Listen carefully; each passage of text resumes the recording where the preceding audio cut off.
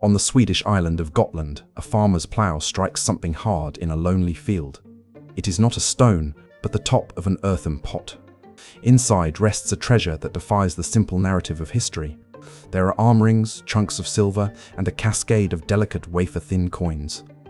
But these are not the coins of a European king or a Roman emperor. The elegant, swirling script that adorns their surface is Arabic, the language of the Quran. This is a Viking hoard, but its contents are from another world. This scene has repeated itself thousands of times across Scandinavia, from the fjords of Norway to the shores of the Baltic. Over 250,000 silver coins from the Islamic Caliphates have been unearthed from Viking graves and hiding places. How did the immense wealth of Baghdad, Samarkand, and the great cities of the Silk Road end up buried in the cold earth of the north? This is the central mystery of the Viking Age. It is a story not of raiding, but of trade. It reveals that the Vikings were not just destroyers, but connectors, who built a revolutionary highway of commerce, not to the west, but to the east. This is the story of the Silver Dirham Routes. In the 8th century, the world was defined by a great economic divide. In the north, the memory of Rome had all but vanished, leaving behind a fractured and violent landscape. Scandinavia and the Baltic coasts were a periphery, a backwater on the edge of the known world. The great trade routes of the Caesars were broken, and with them, the flow of new currency had ceased. This was a silver-starved world. Without local mines, wealth was a zero-sum game of plunder or the meticulous recycling of ancient Roman silver, melted down or chopped into crude pieces known as hack silver.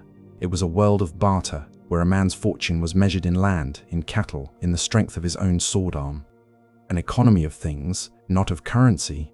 It was a world of latent, explosive potential, waiting for a spark. Thousands of miles to the southeast, a different world entirely was being born. The Abbasid Caliphate had risen to become the planet's economic and intellectual center of gravity. Its magnificent new capital, the round city of Baghdad, was a global metropolis of nearly 1 million people, a hub of science, art, and commerce that dwarfed any city in Europe. This was the Islamic Golden Age, an empire of unprecedented sophistication, and it was built on a fountain of silver. In the remote eastern provinces of the Caliphate, in the mountains of what is now Afghanistan and Tajikistan, vast new silver mines had been discovered. For the first time in centuries, a massive sustained injection of new bullion was flooding the world's economy. This created staggering wealth, but it also created an insatiable appetite for the status symbols of the elite, the warmest, most luxurious furs to line their silks, exotic amber for their jewelry, and a vast workforce of slaves for labor and military service. The Caliphate had the silver, but it lacked the goods. How could these two universes, one starved of silver and rich in raw resources, the other flooded with coin and hungry for luxury, possibly connect? They were separated by thousands of miles of treacherous seas, dense forests, and hostile territories. The bridge between them would be built by the most unlikely of engineers from the shores of the Baltic, a people the West would come to know as Vikings, but who called themselves the Rus, turned their gaze not towards the familiar coastlines of England and France, but east into the vast unknown network of rivers that snaked through the continent's interior. This documentary will challenge the popular image of the Viking Age. It will argue that the famous raids in the West were not the cause of the Viking explosion, but its consequence. The true engine of their era was this eastern trade.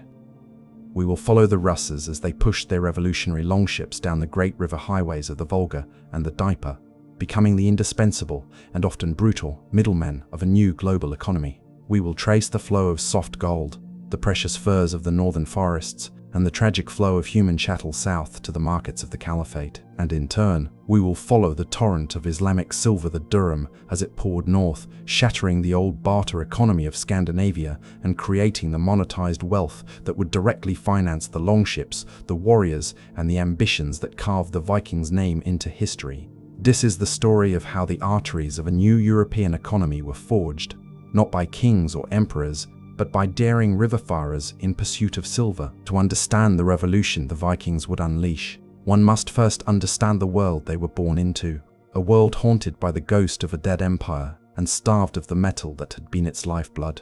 For centuries, the shadow of Rome had stretched to the shores of the Baltic. Its legions never conquered these northern lands, but its merchants did. Roman traders, seeking the prized amber of the Baltic coast and the thick firs of the northern forests, had established networks that reached deep into Germania and Scandinavia. With them, they brought not just glass, wine, and pottery, but something far more valuable: currency. The silver denarius was more than a coin. It was a symbol of a connected, predictable world, a universal standard of value that linked a Jutland chieftain to the heart of civilization in the Mediterranean. For generations, this Roman silver was the ultimate store of wealth, buried in the ground as offerings to the gods or as treasures for the afterlife. But by the dawn of the 8th century, the ghost had long since faded. The Western Roman Empire was a distant memory, its provinces fractured, its legions gone. The great trade routes that had functioned like arteries, pumping economic life into the continent, were severed and decayed. The chaos of the migration period had redrawn the map of Europe, creating a landscape of localized, competing warlords.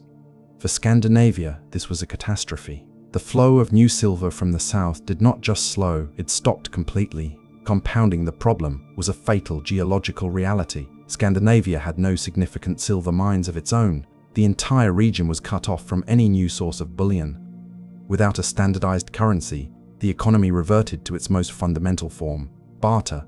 This was a thing-based economy where wealth was tangible, visible, and deeply personal. A man's power was not measured by the coins in his purse, but by the richness of his land, the size of his cattle herds, the number of swords in his warband, and the loyalty of the followers who feasted in his hall. Transactions were direct and often ceremonial. A new longship was not purchased. It was commissioned in exchange for tracts of farmland, for a certain number of oxen, or for a promise of military service. A warrior's loyalty was secured not with a salary, but with a gift: a finely wrought sword, a helmet, or a magnificent armring. This gift-giving culture was the bedrock of society. It was a complex web of obligation and allegiance, where a chieftain's generosity was his most important political tool. To be a great leader was to be a giver of rings, a lord who could reward his followers with tangible displays of esteem. Yet the memory and utility of silver never truly died. It simply changed form. The concept of bullion metal, valued purely for its weight and purity, persisted. The old Roman coins, too valuable to be used in daily transactions, were treated as raw material. In the smoky workshops of Scandinavian blacksmiths, priceless Roman silver plates, decorated with the images of gods and emperors, were unceremoniously chopped into pieces with a chisel. Ornate brooches and fine necklaces from a bygone era met the same fate. This was hack silver. It was not currency, it was a commodity. When a significant transaction needed to be settled, a chieftain would bring out his hack silver hoard and a small, delicate set of balance scales. Pieces would be placed on the scale until the agreed-upon weight was reached. It was a clumsy, inefficient system, but it was the best they had. It demonstrated a profound truth about the pre-Viking North. They were not ignorant of silver's value. They craved it. They simply had no reliable supply. This created a society simmering with a powerful, latent economic demand. Each transaction required the time-consuming process of weighing. There was the constant risk of fraud, with less scrupulous traders attempting to pass off debased or plated metal as pure silver. Above all, the sheer scarcity of the metal meant that it was impossible to accumulate the kind of liquid capital needed for large-scale ventures. A chieftain could not simply pay 100 warriors to follow him on a long expedition. He had to convince them with promises of land or bind them with oaths of loyalty. The entire economic and military potential of the North was constrained, held back by this one critical bottleneck.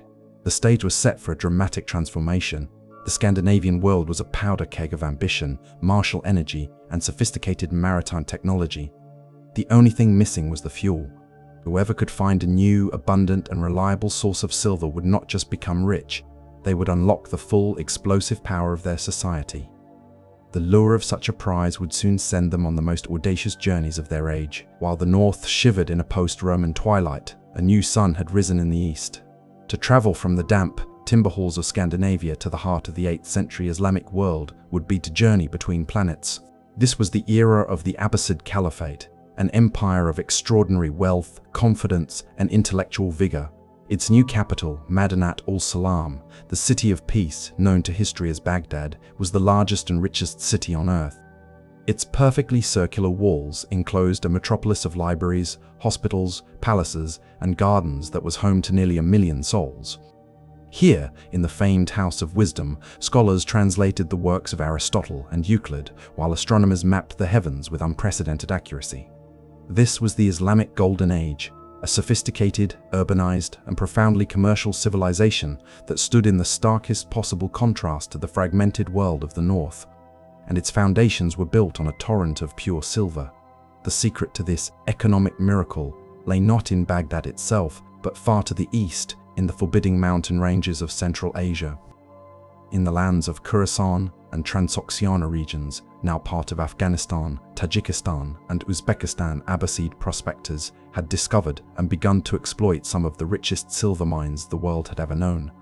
In the Panjshir Valley, nestled in the heights of the Hindu Kush, miners burrowed deep into the mountainsides, following thick veins of high-grade silver ore. Similar operations sprung up near Tashkent and throughout the region. For the first time since the heyday of the Roman Empire, a massive and sustained supply of new bullion was being injected into the global economy. The Caliphate had secured the fountain of silver. This wasn't just a trickle of recycled metal. It was a deluge of new wealth, minted into the currency that would soon change the world. The Silver Dirham, the Abbasid Dirham, was a masterpiece of economic and religious policy.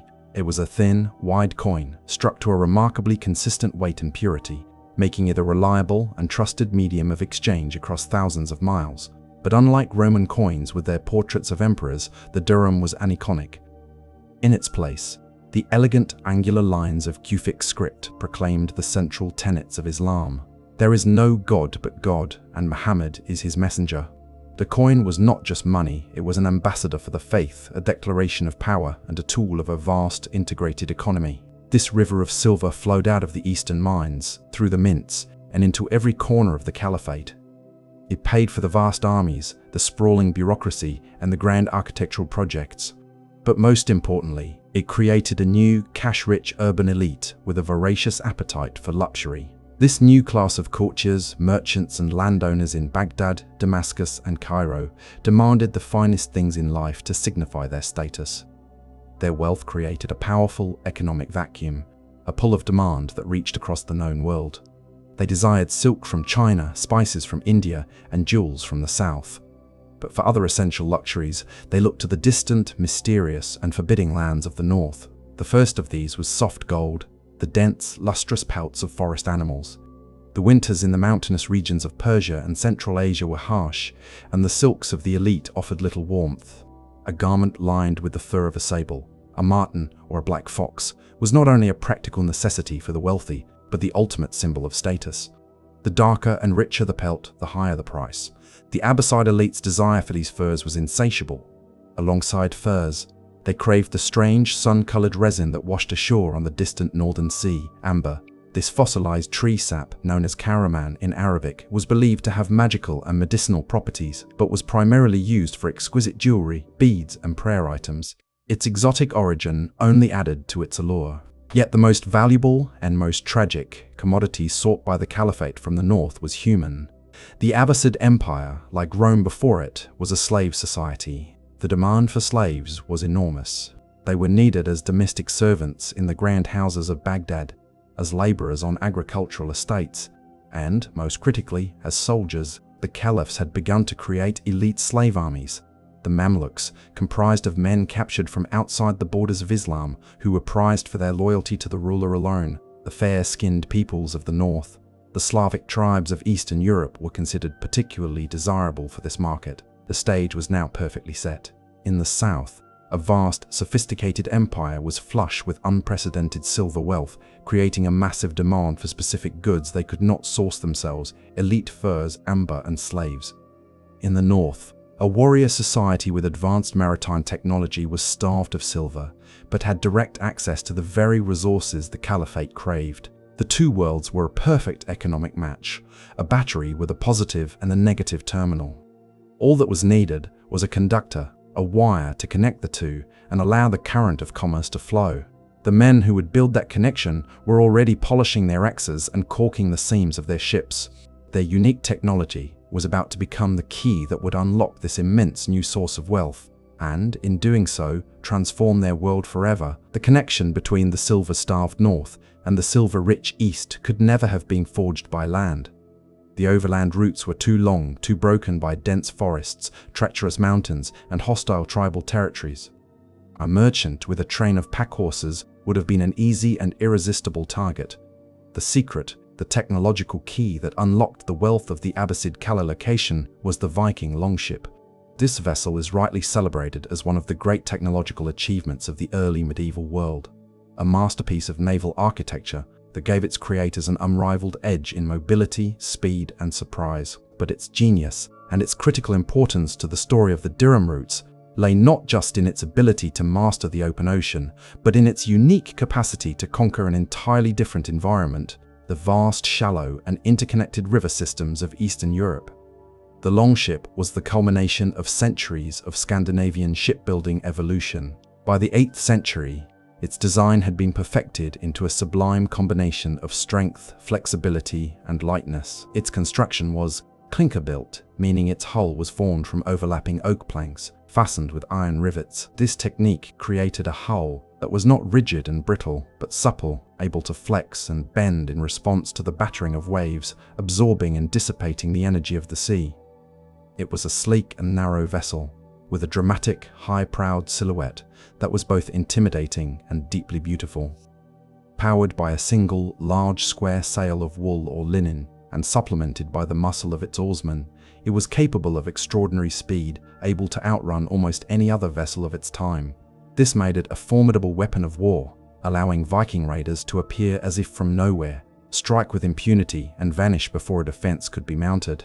But it was a different design feature that made the longship the perfect tool for Eastern trade: its remarkably shallow draft. A fully loaded longship, carrying 40 warriors and their gear, drew as little as 50 centimeters, or less than 2 feet, of water. This was the ship's secret weapon.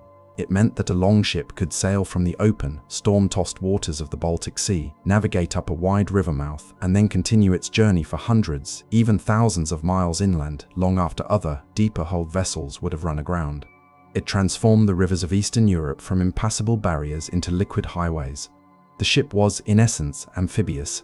It could operate with equal confidence on the salt water of the ocean and the fresh water of a shallow stream. The Norse poets had a name for it, the Ylger or the river horse, a beast of burden equally at home in any aquatic environment. This shallow draft was complemented by the ship's lightweight. Despite its strength, the clinker-built construction and use of oak made the longship relatively easy to transport over land. This was the final, critical piece of the puzzle. The great river systems of the East were not a single, interconnected network. They were separate watersheds, divided by low hills and tracts of marshy land. To get from one river system to another, for example, from a river flowing into the Baltic to one that flowed south towards the Black or Caspian Seas, required a portage. The Vikings would navigate as far as they could up a river, then pull their longships from the water. They would unload their cargo and, using logs as rollers and sheer, brute force, drag their ships for miles across the land until they reached the headwaters of the next river system. This was a Herculean task, a testament to the Vikings' strength, discipline, and unwavering focus on their goal. Eyewitnesses from the era described these portages with awe. The Russia's merchants would become land-based sailors, manhandling their river horses through the mud and forests, their entire enterprise dependent on this grueling physical effort. It was a feat of logistics and labor that no other people could replicate, because no other people had a vessel so perfectly suited for the task. A heavier Byzantine or Arab ship could never have been moved in such a way. The longship's unique combination of features: speed on the open water, a shallow draft for river navigation, and lightness for overland portage, gave the Rus a complete, monopolistic control over this new trade route. It was this single piece of technology that overcame the immense geographical barriers separating the Baltic from the Caliphate. It allowed the Vikings to bypass the established, land-based Silk Road to the south, which was controlled by others. They did not need to ask for permission or pay exorbitant tolls to rival powers. They simply created a new private highway, a backdoor into the rich markets of the East, accessible only to them. The longship was more than just a boat. It was the physical embodiment of the Vikings' strategic genius. It was a tool of war, exploration, and, most importantly, commerce. It was the river horse that would carry the furs and slaves of the north to market, and return with its saddlebags laden with the silver that would ignite an age. While their Danish and Norwegian cousins were turning their prows west towards the fractured kingdoms of England and Francia, a different group of Scandinavians looked east. These were the Swedes, primarily from the regions of Uppland and the strategic island of Gotland. To the peoples of the east, they would become known simply as the Russ. Their ambition was not initially plunder, but profit. They were not seeking to sack monasteries, but to establish the longest, most audacious trade route of the age. Their journey would take them from the familiar waters of the Baltic into a vast, labyrinthine continent of rivers, a liquid wilderness that was both an immense obstacle and an unprecedented opportunity. This was the Eastern Way, the Ostrovega, and its creation was a masterpiece of navigation, endurance, and ruthless opportunism. The journey began in the burgeoning trade towns of the Baltic, like Barter in Sweden. From there, the longships would cross the open sea, navigating to the Gulf of Finland. Here, they entered the mouth of the Neva River, the gateway to the interior. This was the point of no return. As they rowed against the current, the familiar saltwater world of the Baltic gave way to the freshwater continent. Their first critical objective was a settlement the Norse called Aldi Djuborg, modern-day Staraya Ladoga. Situated on the Volkhov River, just south of Lake Ladoga, this fortified outpost became the first and most important Viking foothold in the east. It was a forward operating base, a place to winter, repair ships, gather intelligence, and consolidate goods before plunging deeper into the unknown.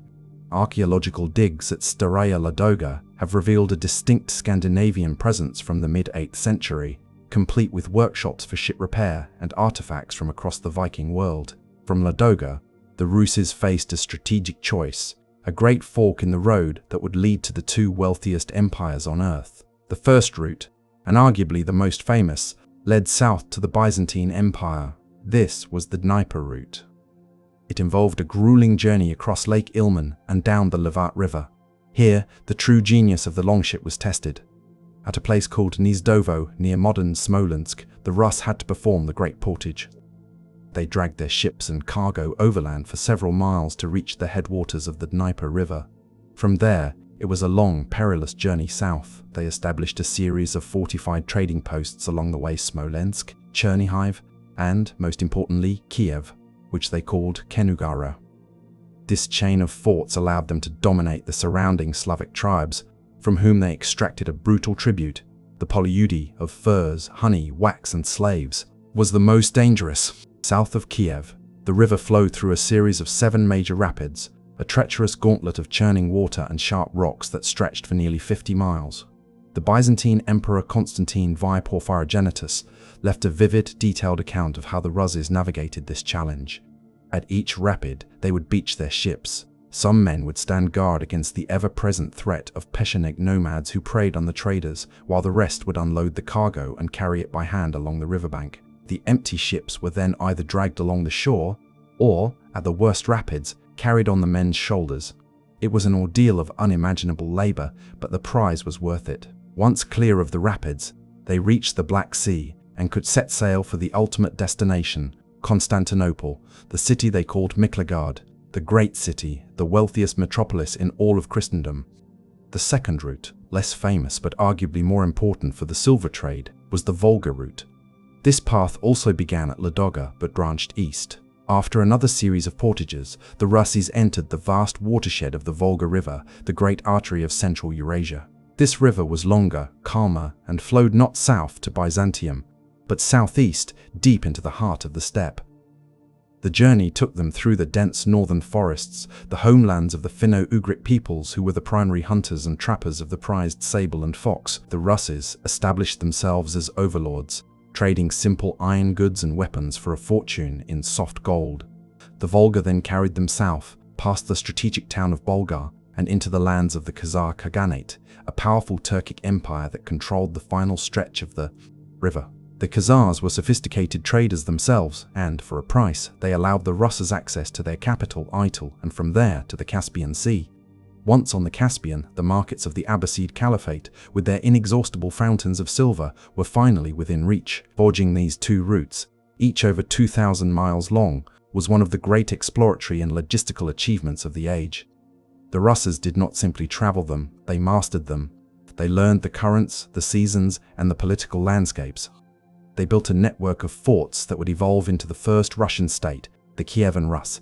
They were explorers, merchants, extortionists, and state builders all at once. They had turned the entire landmass of Eastern Europe into a funnel, a vast collection basin for the natural and human resources of the north, all directed towards the two richest markets in the world. They had laid the arteries of a new economy, and soon, the silver blood of the Caliphate would begin to pump north.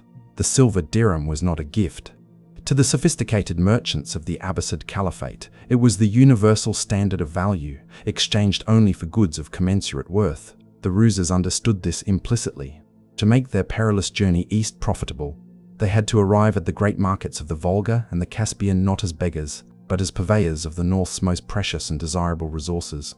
They were the masters of a supply chain that began in the icy forests and storm-tossed beaches of the Baltic and terminated in the bustling bazaars of the Islamic world. The price of a dirham was paid in a portfolio of 3 distinct commodities, a catalogue of the North's natural and human wealth, ranging from the exquisitely beautiful to the tragically brutal. The most important of these was soft gold, the thick, lustrous, and incredibly warm furs of the boreal forest.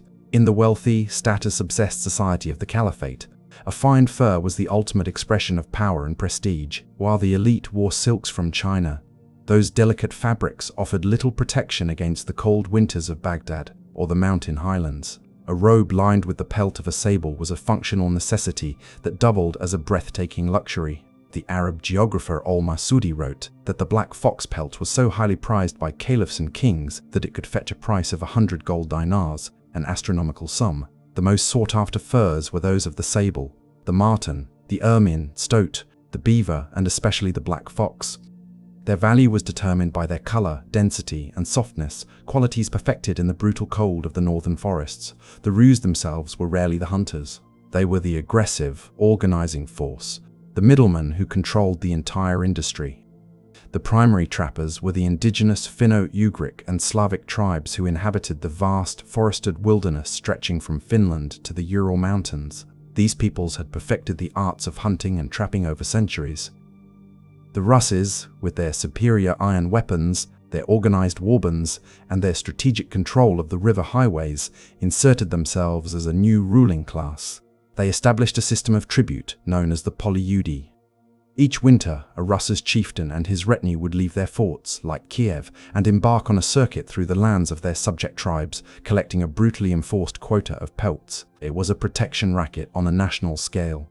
For the Slavic and Finnic tribes, the arrival of the Russes meant the coming of the taxman, and the price of their safety was a fortune in soft gold. The second commodity was northern gold, the strange, warm stone that the waves of the Baltic Sea deposited on its southern shores. This was amber. To the Rus, it was a valuable local resource. To the merchants of the Caliphate, it was an object of wonder and immense desire. They called it karaman and attributed to it mystical and healing properties. It was said to cure ailments and ward off evil spirits, but its primary value was aesthetic. Its deep, honey to golden hues made it perfect for the prayer beads, or misbahah, that were an essential part of daily Islamic life. It was carved into ornate jewelry, inlaid into ceremonial dagger hilts, and prized by the women of the harems. The Russes established a monopoly on this trade, gathering the raw amber from the Prussian and Lithuanian coasts and transporting it thousands of miles east, its value increasing with every mile it traveled from its mysterious watery source. But the real engine of the dirham trade, the commodity that likely drove the highest profits and was supplied in the most appalling numbers, was human. The Abbasid Caliphate was a massive slave-based economy, and its demand for human chattel was insatiable. The Ruses were its primary suppliers from the north. The very word slave in most Western languages, including the Arabic sakoliba, originates from the name of the people who were the primary victims of this trade, the slaves. The Ruses acquired slaves through 2 main methods. The first was raiding. Their longships would allow them to strike deep into the Slavic heartlands, attacking villages with overwhelming force for the specific purpose of capturing men, women, and children. The second method was trade. The Slavic tribes were politically fragmented and frequently at war with one another. The Russes would act as arms dealers, trading swords and axes for the prisoners of war captured by one tribe from another. The Arab diplomat Ahmad ibn Fadlan, who met the Russes on the Volga in 922, left a chilling first-hand account. He described them as perfect physical specimens, but also as brutal masters to the Slavic slaves who serviced them. He witnessed their trade in slave girls and their complete control over the lives of their captives. The journey south was a horrific ordeal for these enslaved people, chained and packed into the open hulls of the longships for a journey of hundreds of miles. They were destined for various fates. Young women were sold as concubines for the harems of the wealthy, boys were castrated to become eunuch servants, and strong, healthy men were sold into the Caliph's elite Mamluk guard. This was not a byproduct of the fur trade, it was a central, horrifying pillar of the Russes' economy. It was the large-scale trafficking of human beings that, more than any other good, guaranteed a profitable exchange for Abbasid silver. The price of a dirham, therefore, was a complex and morally fraught calculation, a value derived from the beauty of a sable pelt, the mystery of an amber bead, and the stolen freedom of a human life. The long, arduous journey down the river highways of the East was not a simple, straight line to the markets of the Caliphate. Before the Rus could trade for Abbasid silver, they had to navigate a complex political and commercial landscape controlled by two powerful intermediary empires that had risen from the Eurasian steppe.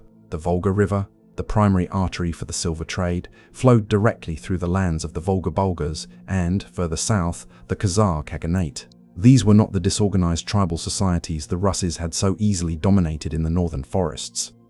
They were sophisticated, multi-ethnic states with organized armies, fortified cities, and a deep understanding of long-distance trade. To succeed, the Russes had to temporarily sheathe their swords and become diplomats and merchants, participating in a vibrant, violent, and utterly unique culture of exchange. The first great nexus of trade was the territory of the Volga Bulgars, a Turkic people who had established a thriving state centered on the confluence of the Volga and Kama rivers.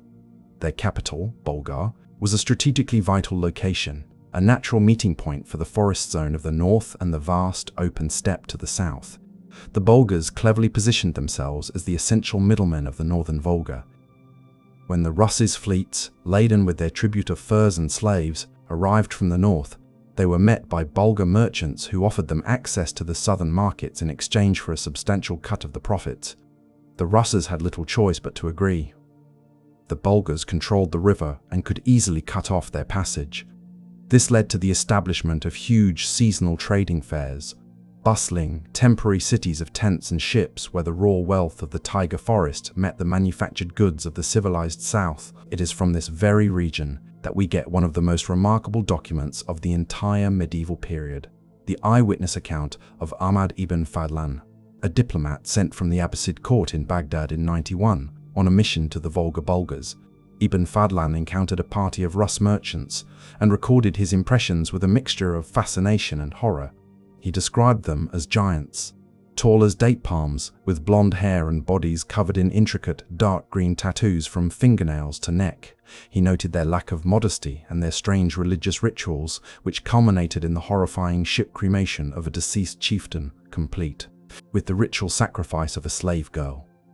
But he also described them as expert merchants. He watched as they set up a temporary market on the riverbank, displaying their finest sable and fox pelts and their human chattel to the Bulgar traders. He saw the culture clash in real time, the rough, intimidating, and unhygienic Rus haggling with the more refined Muslim and Jewish merchants of the south, their entire interaction a tense but functional dance of commerce. After trading in Bulgar, the Russes continued their journey south down the Volga, entering the even more powerful and sophisticated realm of the Khazar Khaganate. The Khazars were the undisputed masters of the southern steppe. From their capital, Ityl, located at the mouth of the Volga on the Caspian Sea, they controlled the final, critical link between the river routes and the maritime trade to the Abbasid lands in Persia. The Khazar Empire was a marvel of the age, a multi-religious state where the ruling elite had converted to Judaism, but where Christians, Muslims, and pagans were all tolerated and played a vital role in the economy. Ityl was one of the world's great cosmopolitan cities, a place where silk, spices, and other goods from the Silk Road mixed with the furs, honey, and slaves brought down the river by the Rus. The Khazars were shrewd and powerful gatekeepers. They understood the value of the Rus trade and actively encouraged it, but always on their own terms. When Aruzza's fleet arrived at Itil, they were subject to a strict customs duty, a 10% tax on all their goods. In exchange for this payment, the Khazars offered them protection and access to their sprawling markets. Here, the Russes would finally come face to face with the true source of the wealth they sought, Arab and Persian merchants direct from the heart of the Caliphate. In the bazaars of Itil, the final, crucial transaction would take place. Bundles of sable and fox pelts, painstakingly gathered from thousands of miles away, were exchanged for sacks of freshly minted, gleaming silver dirhams. Slavic captives, who had survived the horrific journey, were sold to slave traders, and began the next leg of their journey to Baghdad or the military camps of the Caliphate. These great trading emporiums of the Volga were the crucibles of the Viking Age. They were the specific, physical locations where the brutal energy of the north met the immense wealth of the east.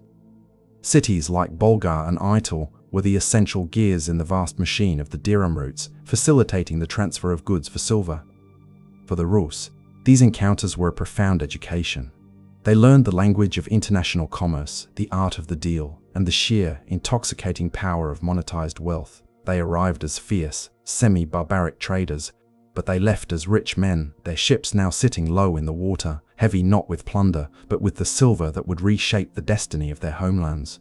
The collision of these worlds, vividly captured by Ibn Fadlan, was the moment the fuse was lit. The journey back north was fundamentally different from the arduous voyage south. The Russes now rode with the current of the rivers, and their longships were no longer laden with a bulky, perishable cargo of furs and human beings. They were ballasted with a commodity of immense density and value, silver. Sacks and chests filled with tens of thousands of Abbasid dirhams represented a form of wealth their society had never known. This was not the clumsy, miscellaneous hack silver of their ancestors, chopped from old Roman plates and brooches. This was a standardized, reliable, and, most importantly, seemingly inexhaustible supply of new bullion. As these ships returned to the trading hubs of the Baltic, to Staraya Ladoga, to Gotland, to Barter in Sweden, the silver they carried began to seep into the Scandinavian world, triggering a profound and irreversible economic revolution. The sheer scale of this influx is staggering. It is a phenomenon archaeologists call the Silver Flood. Across Scandinavia, over 500 separate hoards containing dirhams have been discovered, totaling well over 250,000 individual coins. The island of Gotland alone, strategically positioned in the middle of the Baltic, has yielded more Islamic coins from this period than any single country in the Middle East, outside of the former Caliphate itself. These hoards are a direct physical testament to the success of the Eastern Way. They range from small purses containing a few dozen coins to massive treasure chests, like the Spillings hoard found in Gotland, which contained over 14,000 dirhams in a single deposit. But this archaeological evidence provides a stunning portrait of a society being inundated with a volume of precious metal it had never before seen. This torrent of silver shattered the old barter economy. The thing-based system of exchanging land for loyalty or cattle for ships was simply too inefficient to handle this new reality. Silver became the universal solvent, the ultimate measure of all things. A warrior's service could now be quantified and paid in coin. A ship could be bought for an agreed-upon weight of silver. Land, for the first time, began to acquire a clear monetary value. The complex, personal web of gift-giving and obligation did not vanish overnight, but it was supplemented and eventually supplanted by a more impersonal and far more powerful cash-based system. Wealth was no longer just about who you knew and what you owned. It was about how much silver you could command. Interestingly, the dirhams themselves were rarely used as individual coins in the way we would understand currency. To the Vikings, a dirham's value was not in its face value, but in its weight of silver. The elegant Kufic script, so meaningful in the Islamic world, was to them merely a decorative pattern signifying its exotic and trustworthy origin. In Scandinavia, the dirham became the new, high-quality raw material for the old hack-silver economy. Hoards are frequently found containing a mixture of whole coins, chopped coin fragments, and silver jewelry, all intended to be used together on a scale. A merchant selling a sword for, say, 100 grams of silver might be paid with a combination of intact dirhams, a few clipped pieces of other coins, and the broken-off section of a silver arm ring. The silver flood did not immediately create a coin-based economy, but it perfected and supercharged the bullion-based one that already existed. making it the standard for all high-value transactions. This new silver-centric world spurred the growth of the first true urban centers in Scandinavia. Towns like Barter in Sweden, Hedeby in southern Denmark, and Kaupang in Norway exploded in size and importance. They were no longer just seasonal meeting places, they became permanent, fortified hubs of international commerce and craft. Archaeologists at these sites have unearthed vast quantities of Islamic dirhams alongside the tools of a monetized economy, thousands of tiny, precise balance weights used for measuring hacksilver in the workshops of these towns. Blacksmiths no longer just forged swords, they became jewelers, melting down dirhams to craft the massive, ostentatious silver brooches and arm rings that became the ultimate Viking status symbol. To wear a heavy, intricately patterned silver ring, crafted from the melted silver of Baghdad, was to wear your success on your arm. This transformation created a new social class. Alongside the traditional land-owning chieftains and their warriors, a new power emerged, the long-distance merchant, the farmadar. These were the men who had braved the river routes, the masters of the new economy. Their wealth was not in land, but in liquid capital, in sacks of silver. They could fund shipbuilding, hire warriors, and influence politics in ways that had been previously impossible. The entire social and economic structure of Scandinavia was being remade. The old, static world of barter was being washed away by a tide of silver from the east. This new, dynamic, and monetized world was more volatile, more competitive, and infinitely more ambitious. The silver flood was not just changing how Vikings bought and sold goods, it was changing the very nature of power itself. The story of the Silver Dirham Routes is not a separate, peaceful chapter of Viking history that runs parallel to their violent exploits in the West. It is the prequel. It is the foundational event, the economic catalyst that made the classic Viking Age of raiding and conquest possible. The image of the Viking warrior, axe in hand, leaping from the prow of a longship onto the shores of England or France, is the one that has dominated our imagination for 1,000 years. That warrior, that axe, and that longship were all, in a very real sense, paid for with the silver of the Abbasid Caliphate. Before the silver flood, a Scandinavian chieftain's power was limited by the constraints of a barter and gift-giving economy. To launch a major expedition, he had to persuade warriors to follow him with promises of future glory and a share of any potential loot. He had to call in favors, rely on oaths of loyalty, and essentially mortgage his future political capital. It was a slow, uncertain process that could only support relatively small-scale, short-term ventures. A chieftain was a leader of men, but he was not an employer. The new, monetized economy fundamentally changed this equation. A leader who had grown rich from the Eastern trade or who controlled a trading town like Barter now possessed a level of liquid wealth that was previously unimaginable. With chests filled with thousands of dirhams, a chieftain could become a true military entrepreneur. He could now directly finance the construction of bigger, better, and more numerous longships, paying the shipwrights and their crews in silver. More importantly, he could actively recruit and pay warriors. He could build a professional army, a standing warband, or herve, whose loyalty was not just to his person, but to his payroll. He could offer a signing bonus and a regular salary in silver, attracting the best and most ruthless fighters to his banner. This transformed the scale and ambition of Scandinavian warfare. A chieftain was no longer limited by the number of men he could persuade. He was limited only by the depth of his treasury. The Eastern trade provided that depth. This new silver-fueled power had a profoundly destabilizing effect on Scandinavian politics. It created an arms race among competing chieftains.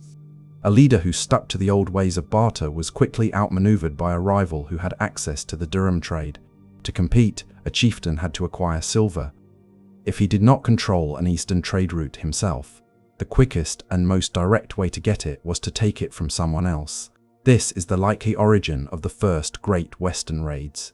They were not necessarily about plunder for its own sake, but about acquiring the capital in the form of looted church silver, melted down chalices, and stolen Anglo-Saxon coins that was now essential to compete for power back home. The raid on the wealthy monastery at Lindisfarne in 7933 can be seen in this light.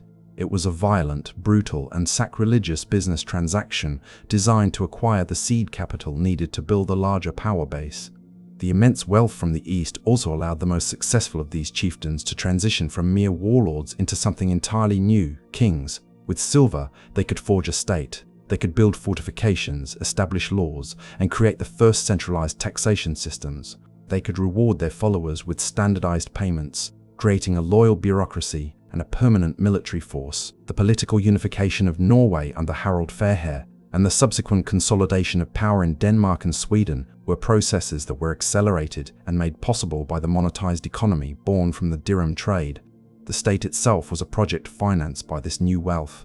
The Dirham Routes, therefore, were the silent, invisible engine that powered the entire Viking expansion.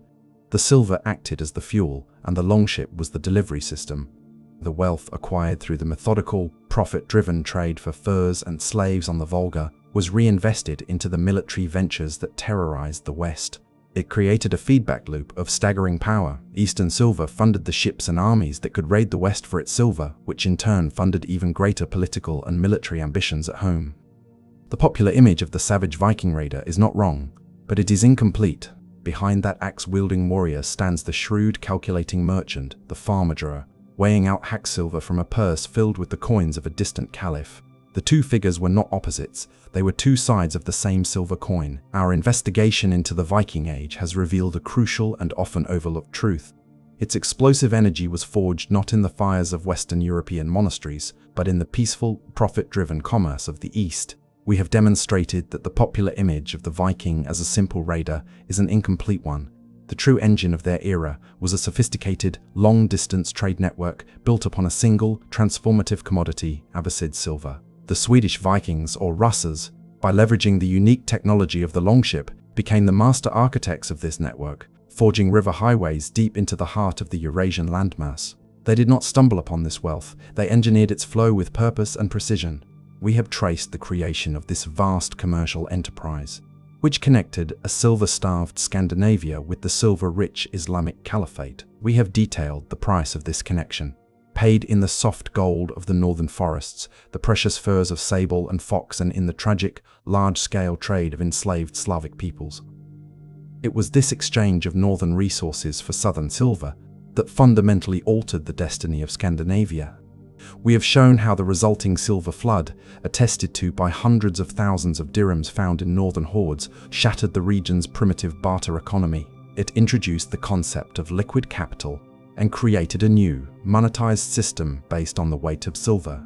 Finally, we have made the critical connection between this Eastern wealth and the Vikings' famous Western exploits. The immense fortune generated by the dirham trade was the primary capital that financed the entire Viking project. This silver paid for the ships, it armed the warriors, and it allowed ambitious chieftains to recruit professional armies, transforming the scale and scope of Scandinavian warfare. The raids that terrorized England and France, and the political consolidation that led to the first Scandinavian kingdoms were direct consequences of this new, cash-based power. The story of the Silver Dirham Routes is, therefore, the essential prequel to the Viking Age. The longships that arrived on the shores of Lindisfarne were not just carrying warriors, they were carrying the accumulated profits of a global enterprise, the dividend of an Eastern trade that had already reshaped their world. The story of the Silver Dirham Routes does more than simply add a forgotten chapter to the saga of the Vikings. It fundamentally reframes our understanding of the era often mislabeled as a dark age. The image of a Europe plunged into isolated ignorance after the fall of Rome is a powerful but misleading myth. The reality, as revealed by the shimmering trail of Arabic coins across the northern world, is one of dynamic, long-distance connection and transformative, cross-cultural exchange. The Vikings, so often cast as the destroyers of civilization, were in fact its indispensable connectors, serving as the unlikely architects of an early form of globalization. Their eastern network was a vital artery that pumped the economic lifeblood of the sophisticated Islamic world into the heart of a developing Europe. This injection of capital of real, tangible silver kick-started the North's transition from a fragmented, barter-based society towards a more dynamic, monetized, and politically centralized future. The Viking Age can thus be seen not as an end, but as a violent and chaotic beginning. It was the turbulent birth of a new economic reality, a period when the lure of foreign wealth drove technological innovation, risk-taking, and the creation of states. The Ruses merchants who braved the river routes were not just seeking profit. They were unintentionally weaving the disparate regions of the world together, laying the commercial groundwork for the interconnected continent that would eventually emerge. The legacy of the Dirham routes is a powerful testament to the fact that history is often shaped by economic forces that are invisible to those living through them. The Saxon monk cowering in his monastery and the Abbasid courtier selecting a fine fur lining for his robe were unknowingly part of the same vast economic system, linked by the wake of a Viking longship. This story reminds us that beneath the surface of great battles and the reigns of kings, the currents of trade are constantly flowing, creating wealth, fueling conflict, and quietly reshaping the destiny of nations. The Viking Age eventually waned as the silver mines of the Caliphate began to run dry and new sources of European silver were discovered, shifting the economic center of gravity. But the connections forged by the river horse and paid for in dirhams were permanent. The Rusas outposts on the Dnieper and Volga grew into the Kievan Rusas, the ancestor of three modern nations. The wealth and ambition fueled by the Eastern silver had pushed Scandinavian culture and influence across the globe. The story of the Dirham routes is the definitive proof that even in the darkest of ages, the pursuit of a better life and a better price can illuminate the world, creating new pathways and new futures in the most unexpected of ways.